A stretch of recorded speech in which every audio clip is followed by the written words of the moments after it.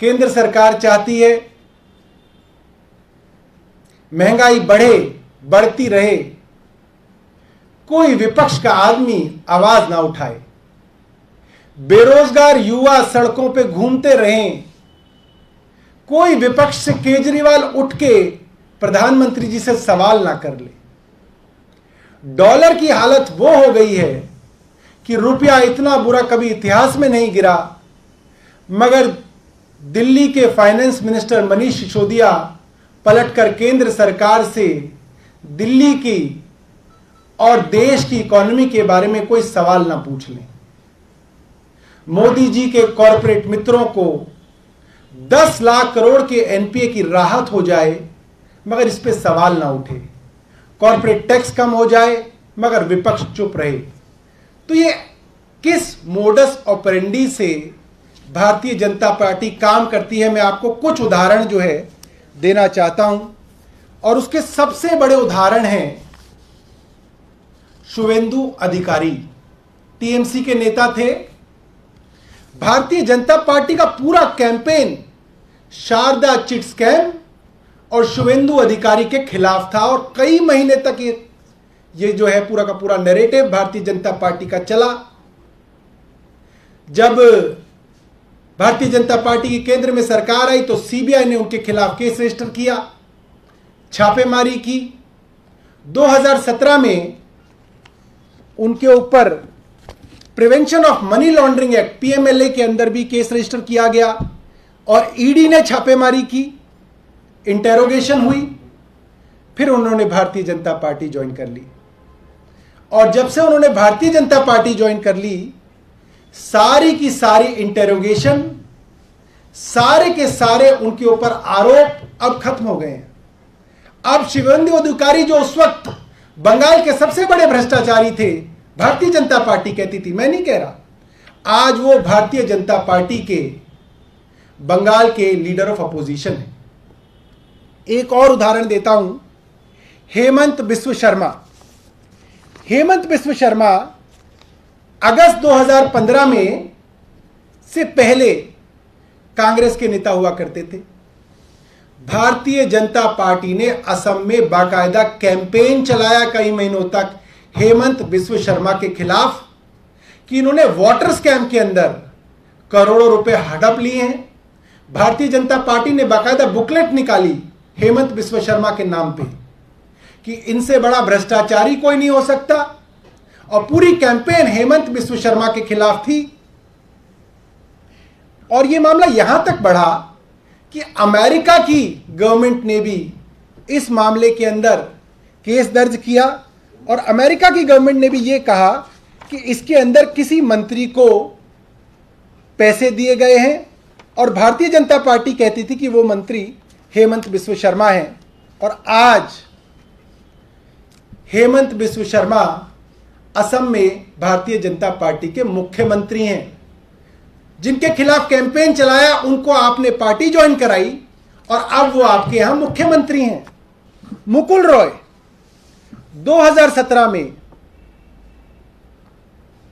3 नवंबर 2017 में उन्होंने Bharatiya Janata party join की और भारतीय जनता पार्टी ज्वाइन करने से पहले मुकुल रॉय बंगाल के सबसे बड़ा भ्रष्टाचारी हुआ करते थे। शारदा चिट स्कैम और नड़ादा स्कैम के अंदर सबसे बड़े आरोपी की तरह भारतीय जनता पार्टी ने इनके खिलाफ कैंपेन चलाया, इनके ऊपर मुकदमे किए गए। इनके और इनके साथ 12 टीएमसी के लोगों का स्टिंग भारतीय जनता पार्टी ने रिलीज किया और खूब प्रचारित किया और उसके बाद भारतीय जनता पार्टी के अंदर ये शामिल हो गए। और जब ये शामिल हो गए तो इनके ऊपर सारी इन्वेस्टिगेशन, सारी की सारी जो कार्रवाई है वो ठंडे बस्ते में चली गई। भारतीय जनता पार्टी ने इनका नाम लेना भी बंद कर दिया। इसके बाद मैं उदाहरण दूंगा नारायण राणे, महाराष्ट्र के गद्दावर नेता नारायण राणे के ऊपर भारतीय जनता पार्टी ने आरोप लगाए, कैंपेन चलाया, मनी लॉन्ड्रिंग का केस ईडी ने दर्ज किया।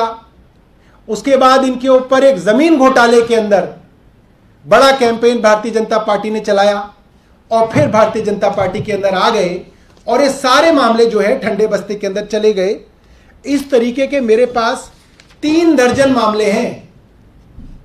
क्या तो वो मुकुल राय हो, क्या वो सुखराम जी के बेटे अनिल शर्मा हो, जिनके खिलाफ फर्स्ट टेलीकॉम स्कैम में भारतीय जनता पार्टी ने कई सालों तक कैंपेन चलाया, चाहे वो पेमा खुंडू हो, जिनको आज अरुणाचल प्रदेश का मुख्यमंत्री बनाया हुआ है, उनके और उनके साथ कई साथियों के ऊपर भारतीय जनता पार्टी ने कैंपेन चलाया कि वहां के तत्कालीन मुख्यमंत्री ने जब सुसाइड किया था तो इनके बारे में कई बातें लिख के वो मरे थे और इनके ऊपर कैंपेन चलाया। फिर ये भारतीय जनता पार्टी में शामिल हुए और फिर भारतीय जनता पार्टी ने इनके बारे में कुछ भी कहना बंद कर दिया। इसके अलावा Baijayant Panda, money laundering, violation of foreign exchange management act के अंदर भारतीय जनता पार्टी ने इनके ऊपर आरोप लगाए। जब ये भारतीय जनता पार्टी के अंदर 2019 में शामिल हो गए तो जांच ठंडे बस्ते में चली गई।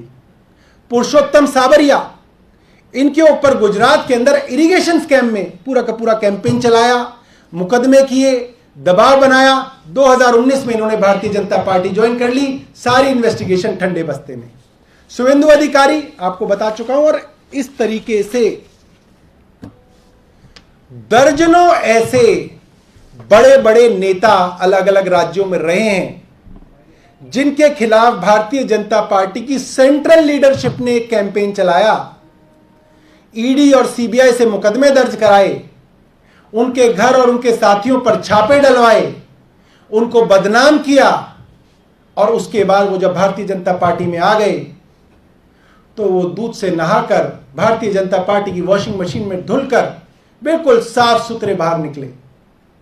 ये आईना भारतीय जनता पार्टी को दिखाना जरूरी है और देश के लोगों को ये जानना बहुत जरूरी है कि भारतीय जनता पार्टी किस तरीके से ऑपरेट करती है, अपने खिलाफ बोलने वालों के मुंह बंद कराने के लिए क्या करती है। आज दिल्ली के उप मुख्यमंत्री ने यह खुलासा किया कि उनके ऊपर जो सीबीआई की, ईडी की धरपकड़ हो रही है, उससे संबंधित उनको एक मैसेज आया है भारतीय जनता पार्टी से। भारतीय जनता पार्टी ने कहा है आप भाजपा में आ जाइए, आपके सारे केस हम सुलट लेंगे। सोचिए भारतीय जनता पार्टी आज किस हद तक गिर चुकी है। और मनीष सिसोदिया जी ने क्या कहा, मुझे लगता है जिन लोगों ने मनीष सिसोदिया के नाम का मजाक उड़ाया, उनके नाम के साथ जुड़े हुए सिसोदिया शब्द का मजाक उड़ाया, उनको भी ये बहुत बड़ा करारा जवाब है। मनीष जी ने बोला जो सिसोदिया लिखा हुआ है ना, ये महाराणा प्रताप के वंश से आया है शब्द। हम वो सिसोदिया हैं जो अपनी गर्दन दे सकते हैं मगर गद्दारी नहीं कर सकते। तुम्हें जितने मुकदमे करने हैं कर लो, फांसी पे लटकाना है लटका देना। हम महाराणा प्रताप के राजपूत वंशज हैं, सर कटा देंगे मगर देश के दुश्मनों के साथ दोस्ती नहीं करेंगे, भ्रष्टाचारियों के साथ हाथ नहीं मिलाएंगे मनीष सिसोदिया। और आज इस पार्टी को, पूरी दिल्ली को मनीष सिसोदिया के ऊपर गर्व है। मुझे बहुत गर्व है इस प्रेस कॉन्फ्रेंस को करते हुए कि मनीष सिसोदिया जी को यहां तक कहा गया, बहुत कम लोग होंगे जो इतनी बड़ी चीज को ठुकरा सकें। उनको यह कहा गया कि हमारे पास दिल्ली के अंदर केजरीवाल के मुकाबले कोई चेहरा नहीं है। हमने कई चेहरे बदले, हर्षवर्धन लाए, मनोज तिवारी लाए, आदेश गुप्ता लाए, एक वो कौन थे वो जो मीटर वाले थे, उपाध्याय जी, सतीश उपाध्याय जी लाए, कई लोग लाए, कोई जम ही नहीं रहा। केजरीवाल के कद का कोई आदमी नहीं मिल रहा। आप भारतीय जनता पार्टी में आ जाइए, भारतीय जनता पार्टी का मुख्यमंत्री उम्मीदवार आपको बनाएंगे। आपकी अच्छी छवि है, लोग पसंद करते हैं, आपका बड़ा करियर है, आप आगे तक जा सकते हैं। उप मुख्यमंत्री जी ने कहा, मैं महाराणा प्रताप का वंशज हूं, अरविंद केजरीवाल मेरे गुरु हैं, मेरे मुख्यमंत्री नहीं है, मेरे गुरु हैं, उनके साथ गद्दारी नहीं कर सकता। और मनीष सिसोदिया जी का सपना उन्होंने बताया कि मेरा सपना देश के हर बच्चे को अच्छी शिक्षा देना है, मेरा सपना मुख्यमंत्री बनने का सपना नहीं है। दोस्तों, आज देश को यह बताने की जरूरत है कि भारतीय जनता पार्टी किस हद तक गिर चुकी है, किस हद तक 2014 से अब तक कई दर्जन बड़े बड़े नेताओं को डरा धमकाकर ये चुप कराते हैं या अपनी तरफ लेते हैं। और आज इसका खुलासा हमारी पार्टी के उप मुख्यमंत्री मनीष सिसोदिया जी ने किया है। मुझे लगता है कि उन्होंने एक ट्वीट भी किया है जिसमें उन्होंने जानकारी दी है। आपके पास तो यकीन करने के लिए बहुत सारे दावे हैं, हेमंत बिस्व शर्मा से लेकर मुकुल रॉय से लेकर मुकुल अधिकारी से लेकर पता नहीं इतनी लंबी लिस्ट है। आप पता करिए क्या तरीका है बीजेपी का, वही तरीका है। समय रहते हुए वो भी बताया जाएगा, वो भी जो बाकी नेताओं के साथ जो तरीका है वो ही सेम मोडस ऑपरेंडी है, वो भी बताएंगे। ये मैंने नहीं पूछा कि उनसे कि आज हुआ है कल हुआ है, मगर ये मोडस ऑपरेंडी आज से नहीं चल रही है, 2014 से चल रही है। बिल्कुल मनीष जी, बिल्कुल इस पूरी चर्चा के अंदर आगे भी आपको बताएंगे। पहली प्रेस कॉन्फ्रेंस नहीं है दोस्तों, अभी तो कई प्रेस वार्ता करेंगे इसके ऊपर। पूरी जो पोल है भारतीय जनता पार्टी की वो खोली जाएगी। और ये सवाल भारतीय जनता पार्टी से जरूर पूछना मेरे दोस्तों कि ऐसा क्या हो जाता है कि जिसके खिलाफ भारतीय जनता पार्टी कैंपेन चलाती है, और आज तो सारी एजेंसीज भी भारतीय जनता पार्टी के अधीन है, जब वो आदमी भारतीय जनता पार्टी के अंदर आ जाता है तो सारे केस ठंडे बस्ते के अंदर चले जाते हैं, सारी इन्वेस्टिगेशन खत्म हो जाती है, सारी कैंपेन बंद हो जाती है। कर तो दिया, आज हमने पूरा एक्सपोज कर दिया। सब करेंगे, धीरे धीरे सब करेंगे। हम तो आपको कह रहे हैं ना, भारतीय जनता पार्टी से पूछिए आप कि आपने इतनी बड़ी कैंपेन चलाई हेमंत बिस्व शर्मा के खिलाफ, क्या हुआ? सारे केस खत्म क्यों हो गए? मुकुल रॉय के पास क्या हुआ? शुभेंदु अधिकारी का क्या हुआ? इन सब का क्यों ऐसा हुआ कि सीबीआई ईडी जो स्वतंत्र है, इंडिपेंडेंट है, अपने हिसाब से काम करती है, जैसे ही कोई भ्रष्टाचारी जिसके ऊपर आरोप भारतीय जनता पार्टी ने लगाया वो भारतीय जनता पार्टी में आते हैं और सारा का सारा मामला ठंडा हो जाता है। नहीं, एलिगेशन तो पहले दिन से ही नॉन सीरियस है। एक भी एलिगेशन ऐसा नहीं है जिसके अंदर कोई आपने बताया हो कि साहब ऐसा हो गया। जो भी 2-3 एलिगेशन है सारे के सारे प्रोसेस के अंदर है। सारे की सारी वो चीजें हैं जो भारतीय जनता पार्टी का रेलवे मिनिस्ट्री करती आई है, भारतीय जनता पार्टी की एमसीडी करती आई है। कोरोना में लॉकडाउन के समय कंसेशन इन्होंने भी दिए, आम आदमी पार्टी की सरकार ने भी दिए। तो इसमें भ्रष्टाचार कहां से आ गया? मतलब आप छोटे मोटे प्रोसेस की रेगुलरिटी को पॉइंट आउट कर सकते हो कहीं पे, मगर आप ये कहो कि इसके अंदर हजारों करोड़ का भ्रष्टाचार हो गया, वो तो है नहीं। अगर ये पॉलिसी किसी तरीके से फेल की गई और किसी को करोड़ों का फायदा पहुंचाया गया तो वो उस वक्त के एलजी ने किया। उन्होंने पॉलिसी को हां करके एन मौके पे उसको पलटा है। देखिए, हर जगह उन्होंने ऐसे ही किया है। असम के अंदर उन्होंने हेमंत बिस्व शर्मा को टारगेट किया, जिनको नॉर्थ ईस्ट का अमित शाह माना जाता था, बहुत बड़े नेता थे। टीएमसी के मुकुल रॉय और ये अधिकारी शुभेंदु अधिकारी, ये बहुत बड़े कद के नेता थे। ठीक है, अब आप ये कहेंगे कि ममता बनर्जी कोई ना आ जाएंगी उनकी पार्टी में। नंबर 2, नंबर 3 उसी को टारगेट किया जाता है और उसी के ऊपर पूरा दबाव बना के कोशिश की जाती है कि हमारी पार्टी का खाता तो खुले। ये मोडस ऑपरेंडी है।